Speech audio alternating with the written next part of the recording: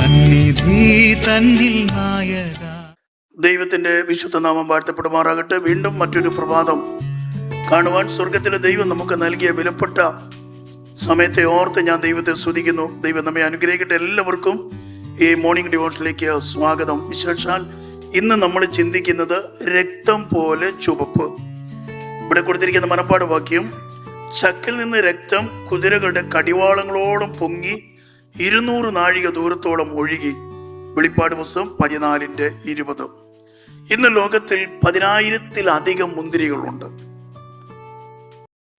10,000-ലധികം മുന്തിരികൾ ഉണ്ടെങ്കിലും എല്ലാ മുന്തിരികളുടെയും നിറം ഒന്ന് തന്നെ ആകണം എന്നില്ല. വളരെ അപൂർവം മുന്തിരികൾ മാത്രമാണ് ചുവപ്പ് കളറ് ഉള്ളത്.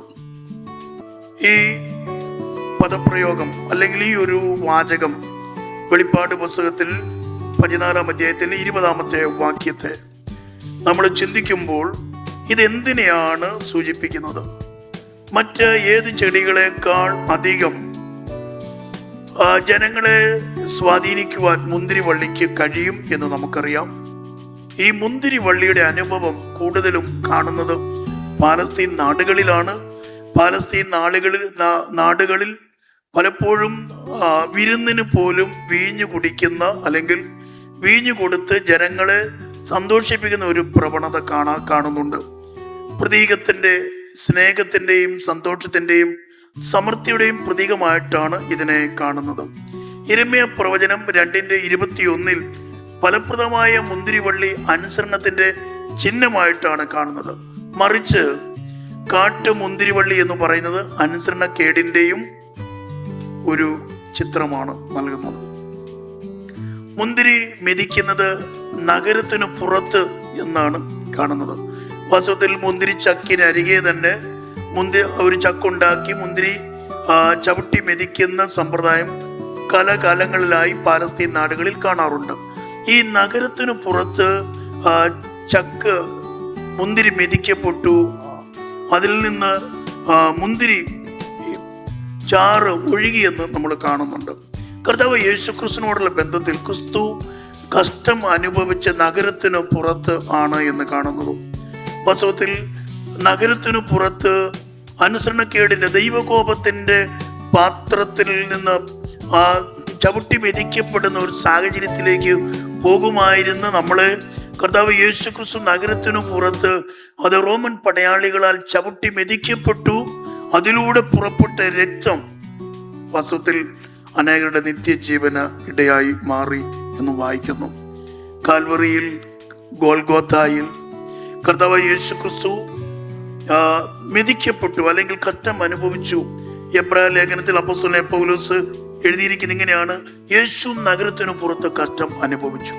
അപ്പോസ്തലനായ പൗലോസ് 2 കൊരിന്ത്യർക്ക് എഴുതിയ ലേഖനം 5:21 ക്രിസ്തു നമുക്ക് വേണ്ടി പാപമായി, പാപം ചെയ്യാത്തവനായ ക്രിസ്തു നമുക്ക് വേണ്ടി പാപമായി എന്ന് നാം കാണുന്നുണ്ട്.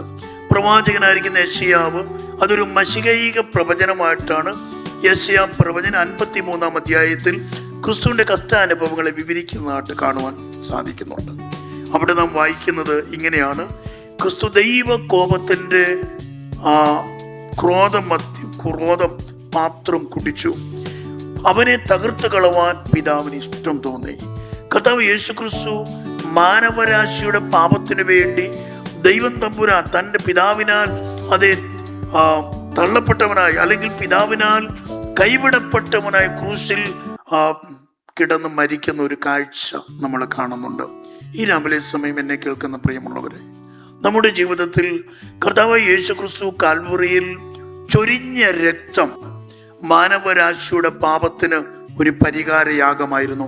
ആ രക്തത്തിൻ്റെ വിടുതലിലൂടെയാണ് ദൈവത്തിന് മക്കളായി തീരുവാൻ ദൈവം നമുക്ക് ഒരു അവസരം നൽകിയത്. പലപ്പോഴും പലരും പറയുന്ന കേട്ടിട്ടുണ്ട്, കർത്താവ് യേശുക്രിസ്തു കാൽവറി ക്രൂശിൽ രക്തം ചീന്തി എന്ന്. ഈ രാവിലെ സമയം രക്തം ചീന്തുകയായിരുന്നില്ല, മറിച്ച് രക്തം ചൊരിയുകയായിരുന്നു. രക്തം ചീന്തുക എന്ന് പറയുമ്പോൾ വേഗത്തിൽ ജീവൻ നഷ്ടപ്പെടാൻ വേണ്ടി വേഗത്തിൽ പിടഞ്ഞു മരിച്ച് രക്തം വാർന്നൊഴുകി മരിക്കാൻ തയ്യാറാകുന്ന ഒരു ബലിമൃഗത്തെയാണ് നമ്മുടെ മുന്നിൽ വരുന്നത്. ബൈബിൾ അങ്ങനെയല്ല. ക്രിസ്തു കാൽവറി ക്രൂശിൽ രക്തം ചൊരിയുകയായിരുന്നു. അവസാനത്തുള്ളി രക്തം വരെയും മാനവരാശിയുടെ പാപത്തിന് വേണ്ടി ചൊരിയുകയായിരുന്നു എന്ന് നാം കാണുമ്പോൾ, ഈ രാവിലെ നമ്മുടെ കർത്താവ് യേശു ക്രിസ്തുവിനെ നമ്മുടെ രക്ഷകനായി, നമ്മുടെ ദൈവമായി അംഗീകരിച്ച് ക്രിസ്തുവിൻ്റെ പാദ അരബന്ധങ്ങളിലേക്ക് വരുവാൻ നാം തയ്യാറെടുക്കുന്നുണ്ടോ എന്ന് നാം ചിന്തിക്കേണ്ടതാണ്.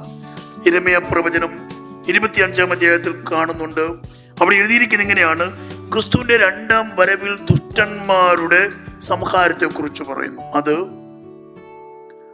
കുതിരകളുടെ കടിവാളോളം രക്തം ഒഴുകുന്ന ഒരു കാഴ്ച. അതൊരു പ്രതികാരത്തിന്റെ ന്യായവിധിയുടെ ചിത്രമാണ്. ഈ രാവിലെ സമയം ദൈവസന്നിധിയിൽ നമുക്ക് വേണ്ടി തകർക്കപ്പെട്ട ക്രിസ്തുവിനെ രക്ഷിതാവായി സ്വീകരിച്ച് ആ ക്രിസ്തുവിന്റെ രക്തത്തിൽ കൂടി നമുക്ക് വരെ ഇരിക്കുന്ന പാപക്ഷമയെ പ്രാപിപ്പാണ്ടെ കൊണ്ട് ദൈവം നമ്മെ സഹായിക്കട്ടെ. കണ്ണുകളടയ്ക്കാം, പ്രാർത്ഥിക്കാം. ഞങ്ങളെ സ്നേഹിക്കുന്ന സ്വർഗീയ നല്ല കർത്താവെ, നല്ല സമയത്തിനായി സ്തോത്രം.